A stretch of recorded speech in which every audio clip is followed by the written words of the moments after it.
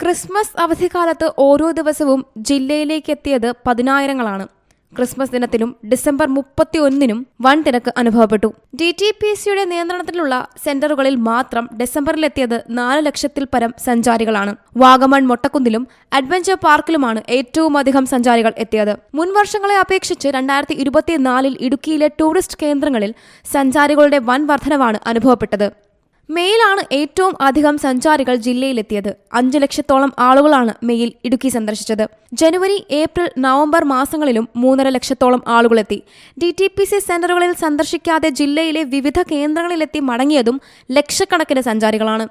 Christmas പുതുവത്സരത്തോടനുബന്ധിച്ച് സഞ്ചാരികളുടെ നല്ല തിരക്കാണ്. രാമക്കൽമേട് ഉൾപ്പെടെ മറ്റ് പ്രാദേശിക ടൂറിസ്റ്റ് കേന്ദ്രങ്ങൾ ഉൾപ്പെടെ എല്ലായിടത്തും നല്ല തിരക്കായിരുന്നു അനുഭവപ്പെട്ടത്.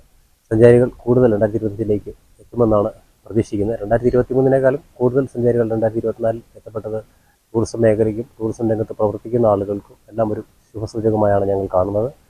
ഈ ഒരു ഫ്ലോ 2025-ൽ കൂടുമെന്നും കൂടുതൽ വിദേശ വിനോദസഞ്ചാരികൾ പ്രത്യേകിച്ചും തായ്ലാൻഡിലേക്കും ശ്രീലങ്കയിലുള്ള ഫ്ലോ 2025-ൽ കുറയുമെന്നും അത് ഇന്ത്യയിലേക്ക് എത്തുമെന്നാണ് പ്രതീക്ഷിക്കപ്പെടുന്നത്. പ്രത്യേകിച്ചും കേരളത്തിലും ഇടുക്കിയിലും മൂന്നാർ, വാഗമൺ, രാമക്കൽമേട് ഉൾപ്പെടെയുള്ള ആഭ്യന്തര സഞ്ചാര ടൂറിസ്റ്റ് കേന്ദ്രങ്ങൾ ഉൾപ്പെടെ നിരവധി സഞ്ചാരികളെത്തുമെന്നാണ് പ്രതീക്ഷിക്കപ്പെടുന്നത്. സി മലയാളം ന്യൂസ്, ഇടുക്കി. പുതിയ വാർത്തകളും വിശേഷങ്ങളും ഇനി വിരൽ തുമ്പിൽ. എല്ലാ ഡിജിറ്റൽ പ്ലാറ്റ്ഫോമുകളിലും ഇപ്പോൾ സി മലയാളം ന്യൂസ് ലഭ്യം.